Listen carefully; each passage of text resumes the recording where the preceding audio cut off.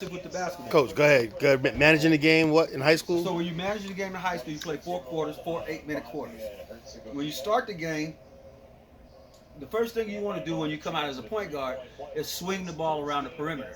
When you swing the ball around the perimeter without a shot, all the way to the overload corner, then all the way back, the defense adjusts and shifts, and they let you know what they're trying to take away. They let you know right away what their defensive strategy is just by swinging the ball. So don't take a shot even if you have one. Just swing it and see what they're going to take. They're going to force sideline, they're going to force middle, they're going to do something, but you'll see it the first time you pass the ball around because that's when it's fresh in their mind. They'll slip up and lose that as the course of the game goes on, but whatever the game plan is, what they're trying to execute in the beginning. In the first part of the game, you can get me 4 points. It can be a steal, you can be in the passing lane, or you can get me something out of the offense.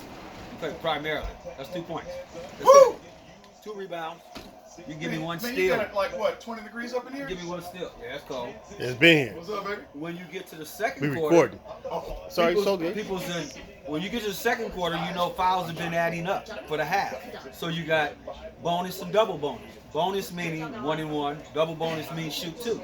So that means you're not aggressive. You're not out here casting 3 pointers. That's when you're aggressive getting into the paint to get bangs and touches so you can get to the free throw line.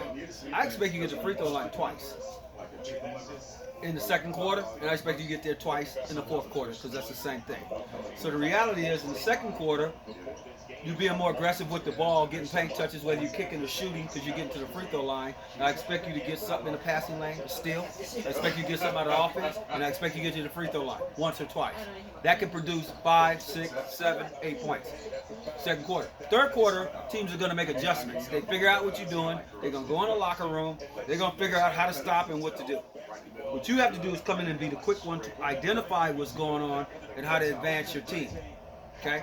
You still got to be aggressive in nature. Normally like to get about 6 points right there. In the fourth quarter, all I want you to do, you know they're going to bonus and double bonus. The only thing I need you to do in the fourth quarter, Eric, is to do whatever is required for your team to win. If they need buckets, you get buckets. If they need paint touches, you get paint touches. If they got to stop somebody, you stop them. Defensively. Whatever it takes to win in the fourth quarter. It is what it is. And you're still dealing with 1 and 1, and you're still dealing with double bonus time, which means you're getting paint touches, you're creating contact. You're looking for contact, not on the shot, on the dribble, getting the tight spots, kicking out, then you get to the free throw line, and that's how you stack your points. Now, if you go through that, what I just told you, that's a quiet 20 points. Did he tell 4, you about 6, Wait, 4, 6. did he say he wants you to get 2 shots in the spot, get 2 steals in the first half, and then Game the second half go to the free throw line, get a couple of fast break layups leaking out, and then in the last 5 minutes do whatever you need to win? Wherever you need to win. Yeah. That's what he said? You Yeah. know in the second quarter, and you know in the fourth quarter, the fouls are adding up. You're using bonus and double bonus. You don't need to sit there and cast 3-pointers at that time. What you need to do is get paint touches and look for contact. You dribbling and looking for contact, even if you pass it, because now you're going to shoot 1 and 1. And when you finish, that's a quiet 20. When they look at the scoreboard, when they look at the books, they go like, damn, this dude hit us for 20. But it wasn't all at once. Most guys got to get hot, and then they want their teammates to keep feeding them when they get hot. You hit them throughout the game, it's quiet. They're very unnoticed. They don't know how to scout you. They don't know what to do. Because you're consistent through 4 quarters of putting your team in a position to win. That's how you manage the game. Tell them the truth. That's how you manage the game. You got it? Gotta bring it down. You can't take breaks. Now, if all I'm asking you is for 4 in the first quarter, in 8 minutes, 4, that ain't shit. You can figure out right now, I can get that 4. Okay, cool. 6, you still gonna get that 4, but them other 2, it's gonna become because they're in the bonus and the double bonus by getting the free throw line. Now you tell me how many times you play games and you didn't get the free throw line 1 time. It happens. It happens. You got to know when to be aggressive. See, if you just dribble in there getting fouled and it ain't no 1 and 1, then you know what I mean? So you got to have your own roadmap for every game. Dude, when you look up, you see they got 5 and 6 fouls against them. Your mind is, I'm here, I'm looking here, bang, I'm looking to bang. I'm initiating the contact. Got to get to the free throw. Got to get the free throw. And then you got to knock down your shot. You can't have the piano fingers. You got to knock down your shot down there. No booty shots. Knock down your shots. When you do that, the game gets easy. And after a while, nobody even really know who hit them like that. Because if you play the game that way, you're going to end up with, what, 2 rebounds in the first quarter, 2 rebounds in the second quarter, let's say 2 rebounds in the third, and then 3 rebounds in the fourth. Look what you got, 2, 4, 6, and 9 rebounds in the game. And it's cool because you ain't talking about just going out there hooping. You still talking about playing. That's just playing basketball. That's just playing basketball up here. Because the guys you play with, they don't play up here. You have guys who are athletic. The Genos, they're athletic. They're going to do all the little fancy moves, make a play, and make 10 fuck-up plays. You know, they're going to do that. And everybody will woo and wah, but no, consistency. Because real scouts and coaches, they know what they're looking for out there. They're not looking for that. That's going to be disruptive to their team. This dude fits into a system because college is systematic. You can't play in a system. Like if you ain't good to run an offense past 2 and 3 plays, 2 and 3 passes, you know, some people gonna break down after 2. Devontae, Debonair, 2 passes, their offense is broken. They couldn't go deep into the offense.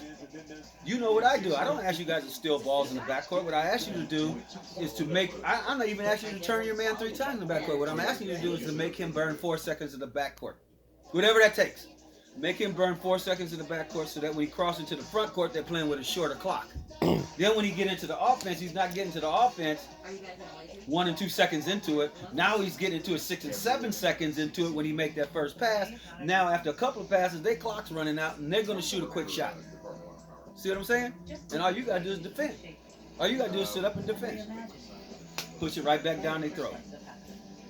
When you play with guys that just like to hog the ball all the time, you know, you got your boy, Gino, you got a lot of kids, you stay in the best shape, and you know what that's like, and then you push the tempo of the game, the entire game, and feed them.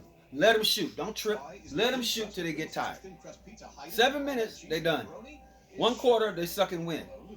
Now you take over. When everybody's tired, you take over and force them. Tell them, man, get out there, man. I got you. Run their asses. Your teammates. Run them. If a guy is handling the ball too much and over dribbling, then you make a ball side cut right in front of them when they try to go to the basket. You know what I mean? Get right in their way. Make the cut. Don't stand and watch. Don't be a watcher. Stand and cut. After a while, they be like, and that's how you got to learn how to use kids, your teammates, to your advantage. You know what I mean? Meaning, if you got a guy who like to hog the ball all the time, you like taking a lot of shots, he might miss 3 on the wing, and the coach keep wanting you to give them to him. Yeah, that's when you go whisper to him, hey man, look, swing around on the left side. It's open over there. Come around to the other side. I got you. Once you start getting him moving for you, and he think it's to his benefit, you gonna do whatever you ask him to do after that. And if he's shooting it too much, then you pass the ball and you make a ball side cut right by him when he's going to go. Ball. You know what I mean? That's smart. That's just smart stuff. You gotta be smart with that. You have to be able to be smart with that. And you're a sharp kid, so stop playing the game here and start thinking about playing the game here. Like, stop fucking with checkers and start playing chess. Even with your own teammates, not just with others. Because you have to navigate through all of the BS, the politics, who plays, who's gonna play, whose dad is it.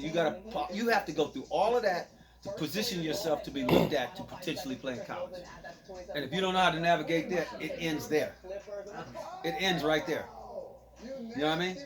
Sean wasn't the most athletic or the most talented. He was steady. He was a little diesel engine. He just kept working. He had a good work ethic. He did all that. They all looked at Devontae. They all looked at Debonair. And as soon as they got to college, they didn't have a work ethic, so they struggled.